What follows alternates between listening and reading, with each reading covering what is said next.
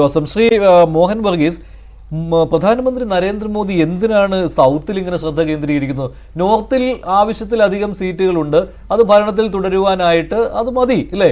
അപ്പോൾ പിന്നെ ഈ സൗത്തിൽ വന്ന് ഇത്രത്തോളം അത്യധ്വാനം ചെയ്യേണ്ട ആവശ്യമുണ്ടോ? അപ്പോഴാണ് ഒരു സംശയം വരുന്നത്, നോർത്തിൽ അങ്ങനെ സീറ്റുകൾ നഷ്ടപ്പെടാൻ സാധ്യതയുണ്ടെന്ന് കണ്ടുകൊണ്ടാണോ സൗത്തിലേക്ക് ഇങ്ങനെ ശ്രദ്ധ കേന്ദ്രീകരിക്കുന്നത് എന്ന്? അതല്ലാതെ കേരളത്തിൽ വന്ന് ഈ ഒരുപാട് സീറ്റുകൾ എടുത്തുകൊണ്ട് പോകാനൊന്നും കഴിയില്ല എന്ന് ബി.ജെ.പിക്ക് തന്നെ അറിയാമല്ലോ, പ്രധാനമന്ത്രിക്ക് അറിയാവുന്നതാണ്. കർണാടകത്തിൽ ശരിയാണ്, പ്രചാരണം നടത്തി കഴിഞ്ഞാൽ കഴിഞ്ഞ തവണത്തെ പോലെ സീറ്റുകൾ അവിടെ നേടാൻ കഴിയും. തമിഴ്നാട്ടിൽ അത് പറ്റുകയില്ല അല്ലെ, തമിഴ്നാട്ടിൽ അത് നടക്കുന്ന കാര്യമല്ല. ആന്ധ്രയിൽ പോവുകയാണെങ്കിൽ അവിടെ കുറച്ച് സീറ്റുകൾ കിട്ടിയേക്കാം.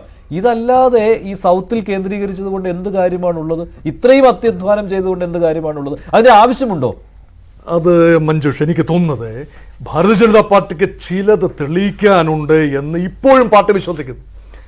നോർത്ത് ഇന്ത്യയിൽ ഇനി ഒന്നും തന്നെ തെളിയിക്കേണ്ടതില്ല, ഹിന്ദി ഹൃദയഭൂമിയിലും തെളിയിക്കേണ്ടതില്ല, പടിഞ്ഞാറൻ ഇന്ത്യയിലും തെളിയിക്കേണ്ടതില്ല. പക്ഷേ ദക്ഷിണേന്ത്യയിലും കിഴക്കൻ ഭാരതത്തിലും ചിലത് തെളിയിക്കേണ്ടതുണ്ട്. കോൺഗ്രസ് പാർട്ടിയുടെ ശക്തിയുടെ പരകോടിയിലെത്തി നിന്ന 1984 അന്നാണ് ഇന്ദിരാഗാന്ധിയുടെ വധത്തെ തുടർന്നുകൊണ്ടുണ്ടായ സഹതാപ തരംഗത്തിന് തേരിലേറി 404 സീറ്റുകൾ, 543-ൽ 404 സീറ്റുകളുമായി കോൺഗ്രസ് പാർട്ടി 4-3 ഭൂരിപക്ഷം നേടിയ ആ ഒരു ബെഞ്ച് മാർക്കാണ് ഭേദിക്കണം എന്ന് ശ്രീ യുവരാജ് ഉൾപ്പെടെയുള്ള ആളുകൾ ആഗ്രഹിക്കുന്നത്. ആ തരത്തിലുള്ള ആത്മവിശ്വാസമാണ് എൻ്റെ സുഹൃത്ത് യുവരാജ് ഇവിടെ പ്രകടിപ്പിച്ചത്. അത് നല്ലതാണ്, ഭാരതീയ ജനതാ പാർട്ടിയെ സംബന്ധിച്ചിടത്തോളം നോക്കുമ്പോൾ നല്ലതാണ്. പക്ഷേ ഇവിടെ ഒരു ഇലക്ട്രൽ അരിത്മെറ്റിക്സും കൂടെ നോക്കണം മഞ്ജുഷ്. ഇവിടെ ഒരു എക്സ്ട്രീം സാച്ചുറേഷൻ പോയിന്റ് നിൽക്കുകയാണ് ഹിന്ദി ഹൃദയഭൂമിയിലെ ബി.ജെ.പിയുടെ സീറ്റ് ഷെയർ. അതായത് രാജസ്ഥാനിലെ 25 മണ്ഡലങ്ങളും ഭാരതീയ ജനതാ പാർട്ടിയുടെ കയ്യിൽ വന്നിരിക്കുന്നു. മധ്യപ്രദേശിലെ 29 മണ്ഡലങ്ങളിൽ 28 മണ്ഡലങ്ങളും ബി.ജെ.പിയുടെ കയ്യിലാണ്. ഇനി എവിടെയാണ് കൂടാൻ സാധിക്കുന്നത്? കുറയാനല്ലാതെ കൂടാൻ സാധിക്കുമോ? ഉത്തർപ്രദേശിൽ തീർച്ചയായും ഒരു സാച്ചുറേഷൻ എലമെന്റ് ആണ്. അത് നേരത്തെ യുവരാജ് സൂചിപ്പിച്ച ആ ഒരു കാര്യം ശരിയാണ്. ബഹുജൻ സമാജ് പാർട്ടിയും സമാജ്വാദി പാർട്ടിയും ഒരുമിച്ച് കൈകോർത്ത് നിന്നിട്ടും ഭാരതീയ ജനതാ പാർട്ടിയെ പരാജയപ്പെടുത്താനാവില്ല എന്ന് പറയുന്നതിന് മറുവശം കൂടിയുണ്ട്. ഈ രണ്ട് പാർട്ടികളുടെയും മേൽത്തട്ടിൽ മാത്രമായിരുന്നു ഐക്യം. താഴെത്തട്ടിൽ പ്രവർത്തകന്മാർക്കിടയിൽ ആ ഐക്യം കൊണ്ടുവരാൻ ഈ രണ്ട് കക്ഷികൾക്കും കഴിഞ്ഞില്ല എന്നതാണ്. പക്ഷേ ഇന്ത്യ മുന്നണി അതുപോലെയാകും എന്ന ഒരു ചിന്ത എനിക്കില്ല. എന്തായാലും ബീഹാറിലും ഉത്തർപ്രദേശിലും കുറച്ചുകൂടി ഏകോപനം ഉണ്ടാകും. ഇപ്പം കോൺഗ്രസ് പാർട്ടി ഈ പാർട്ടികളെ സമാജ്വാദി പാർട്ടിയും രാഷ്ട്രീയ ജനതാദളിനെയും ജനതാദൾ യുണൈറ്റഡിനെയും ഒക്കെ തഴഞ്ഞുകൊണ്ട് ഈ ഹിന്ദി ഹൃദയഭൂമിയിലെ മത്സരം നേരിട്ട് പരാജയപ്പെട്ടതുകൊണ്ടാണ് ഒരുപക്ഷെ കുറച്ചുകൂടി പ്രായോഗിക ചിന്തയിൽ ഞങ്ങളിതാ 255 സീറ്റുകളിലേക്ക് ശ്രദ്ധ കേന്ദ്രീകരിക്കുന്നു. മറ്റുള്ളത് നമുക്ക് വീതിച്ചെടുക്കാം. ചോദ്യത്തിലേക്ക് വരികയാണെങ്കിൽ ബി.ജെ.പിക്ക് ആ ഒരു ആശങ്കയുണ്ടോ? ഇപ്പോൾ ഭരണം കൈവിട്ടു പോകുമെന്നുള്ള ആശങ്കയൊന്നും എന്തായാലും ഇല്ലല്ലോ. ഈ താങ്കൾ പറഞ്ഞ പോലെ സാച്ചുറേഷൻ പോയിന്റിൽ എത്തിയത് കൊണ്ട് കൂടാൻ സാധ്യതയില്ല, കുറഞ്ഞേക്കാം. അത് പക്ഷേ ഇവിടെ നിന്ന് ഈ തെക്കേ ഇന്ത്യയിൽ നിന്ന് നേടിയെടുക്കാം എന്നുള്ള ആ ഒരു തന്ത്രം അതാണോ പയറ്റുന്നത്? അങ്ങനെയാണെങ്കിൽ കേരളത്തിൽ വന്ന് ഇത്രമാത്രം അത്യുധ്വാനം ചെയ്യേണ്ട ആവശ്യമുണ്ടോ ഇല്ലയോ? ഇതൊരു ഇമേജിന്റെ വിഷയമാണ്. ഇത് മഞ്ജുഷ്, ഇതൊരു ഇമേജിന്റെ വിഷയമാണ്. ഒരു പാൻ ഇന്ത്യ പാർട്ടി എന്ന് പറയുമ്പോൾ എല്ലാ പ്രദേശത്തും ഇപ്പൊ Congress genuine pan India party ആയിരുന്നു മുൻകാലങ്ങളിൽ. ഇപ്പോഴങ്ങനെയാണെന്ന് പറയാനാവില്ല.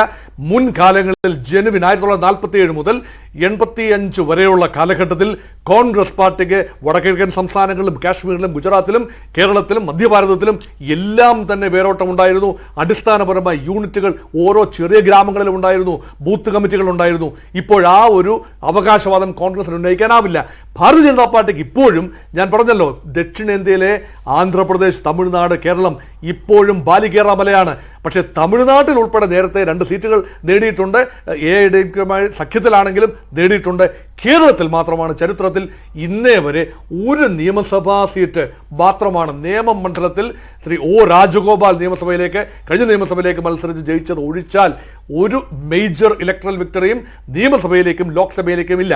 അതേസമയം തിരുവനന്തപുരം ഉൾപ്പെടെയുള്ള സ്ഥലങ്ങളിൽ യഥാർത്ഥത്തിൽ വളരെ വലിയ ശക്തിയാണ് ഭാരതീയ ജനതാ പാർട്ടി. അത് കോർപ്പറേഷൻ തെരഞ്ഞെടുപ്പിൽ, ലോക്കൽ ബോഡി തെരഞ്ഞെടുപ്പുകൾ നമ്മൾ കണ്ടതുമാണ്. അതുകൊണ്ട് ദക്ഷിണ ഭാരതത്തിൽ ഇപ്പോൾ നിലവിൽ 28 സീറ്റുകളാണ് ദക്ഷിണ ഭാരതത്തിൽ ബി.ജെ.പിക്കുള്ളത്. കണക്ക് നോക്കിക്കഴിഞ്ഞാൽ ദക്ഷിണ ഭാരതത്തിലെ 133 സീറ്റുകളിൽ സിംഗിൾ ലാർജസ്റ്റ് പാർട്ടി BJP ആണ്. അതാണ് ഭാരതീയ ജനതാ പാർട്ടി പലപ്പോഴും പറയുന്നത്. പക്ഷേ അതിൽ 25-ഉം ഈ 28-ൽ മഞ്ജുഷ് 25 സീറ്റുകളും കർണാടകത്തിൽ നിന്നും മാത്രം വന്നതാണ്. കർണാടകത്തിൽ ഇപ്പോഴും BJPയുടെ ശക്തി ചോർന്നിട്ടില്ല. അത് ഇപ്പോൾ പരാജയപ്പെട്ടിരിക്കാം. നിയമസഭാ തെരഞ്ഞെടുപ്പിൽ ഭാരതീയ ജനതാ പാർട്ടി പരാജയപ്പെട്ടു. പക്ഷേ കർണാടകം മാത്രമാണ് പ്രതീക്ഷിക്കാനുള്ളത്. തമിഴ്നാട്ടിൽ ന്യായമായ പ്രതീക്ഷകൾക്ക് ഇടമില്ല.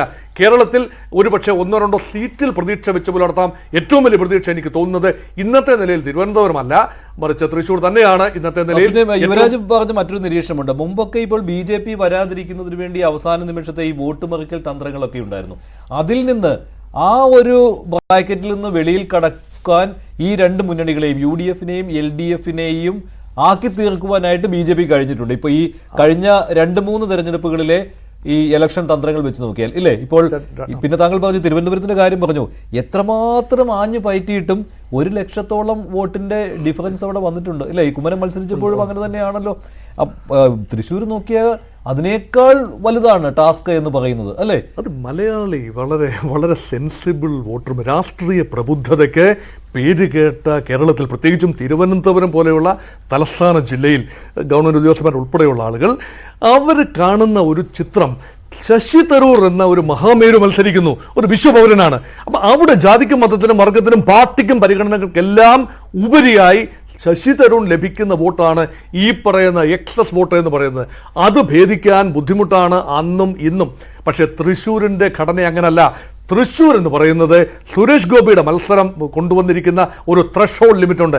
അതിനെ കൺവേർട്ട് ചെയ്ത് വിജയത്തിലേക്ക് ആക്കണമെങ്കിൽ 2 കമ്മ്യൂണിറ്റികളുടെ പിന്തുണ വേണം. അവിടുത്തെ സിംഗിൾ ലാർജസ്റ്റ് കമ്മ്യൂണിറ്റി ഈഴവ കമ്മ്യൂണിറ്റിയാണ്. രണ്ടാമത്തെ കമ്മ്യൂണിറ്റി എന്ന് പറയുന്നത് 20% വോട്ടുകളുള്ള ക്രൈസ്തവ കമ്മ്യൂണിറ്റിയാണ്. ആ ക്രൈസ്തവ വിഭാഗത്തിന്റെ ഒരു ചെറിയ വിഭാഗത്തെയെങ്കിലും അവർ പ്രധാനമായും UDF വോട്ടർമാരായിരിക്കും, ചിലരെങ്കിലും LDF വോട്ടർമാരുമായിരിക്കും. ആ വിഭാഗത്തിൽ